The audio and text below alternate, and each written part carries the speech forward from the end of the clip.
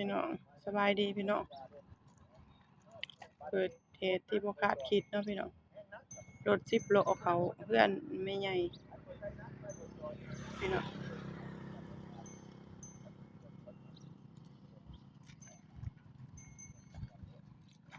ย่างไปเบิ่งกันพี่น้อง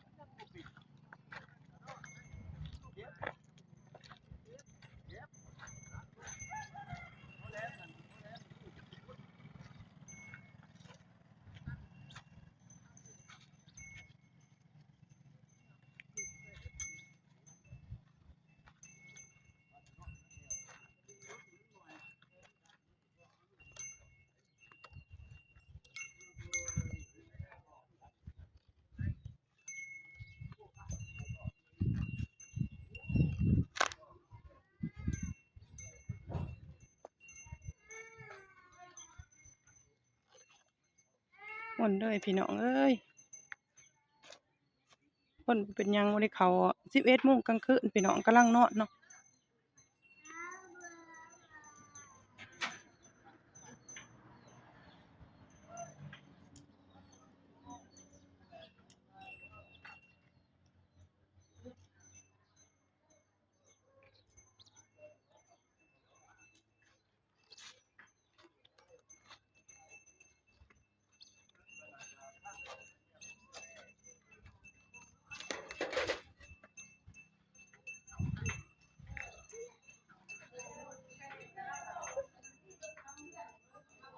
มันเบิดพี่น้องเอ้ย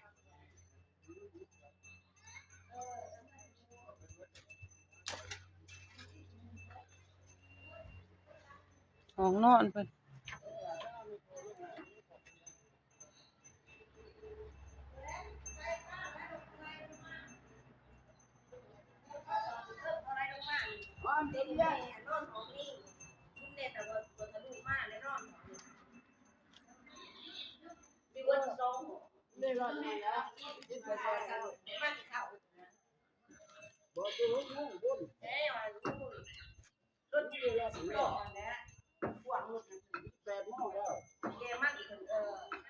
รถ10 ล้อพี่น้องรถ10 ล้อแก่มันเนาะแล้วก็มาจอดเมียนน่ะไปอาบน้ำมันสไลด์ลงมาใส่11 โมงกลางคืนคนนอนในเรือนก็มี3 คนพี่น้องอันนี้แต่บ่ได้นอนห้องนี่มันเป็นห้องเปิงเนาะ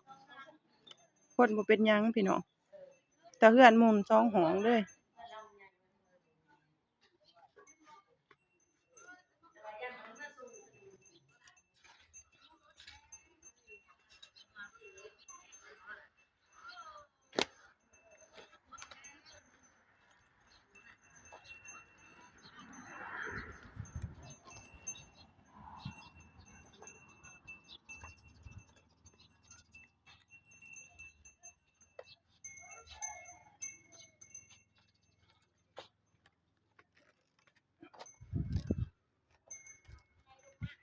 ไหลรถไหล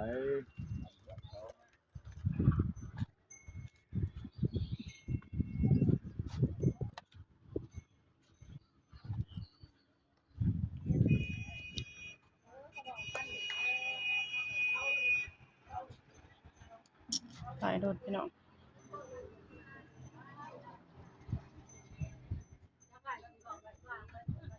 330 2330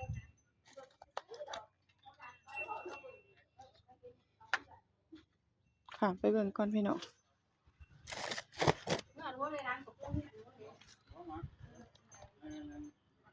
ทะลุเลยเบิด2 ห้องเลยเป็นช่างนะถามช่างช่างแป้งกันนั่นแหละเฮ็ดจะได้ครอบครัวกระทุกปีกันยากเฮ็ดจะได้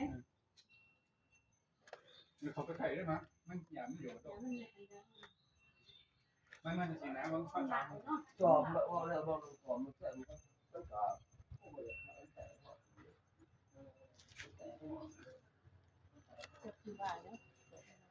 ฮะ เนี่ยเจ้าของขับรถรถแก่มันสำปะหลังจอดไว้แล้วก็ไปอาบน้ำพี่น้องก็ได้มันถลายลงใส่เรือนเพิ่นทะลุเลยห้องหนึ่ง ห้องหนึงเราเอาไปใส่2ห้องพุ่นแหละให้แต่คนบ่เป็นหยังเนาะ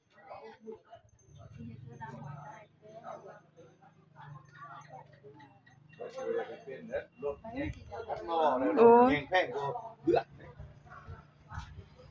มันล้านห้าไปเลยของเขาพี่กบเลย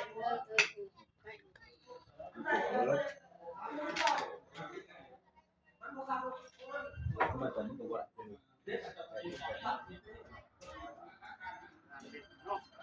ประมาณจะคำประมาณจะมุกอะไร แล้วก็บ่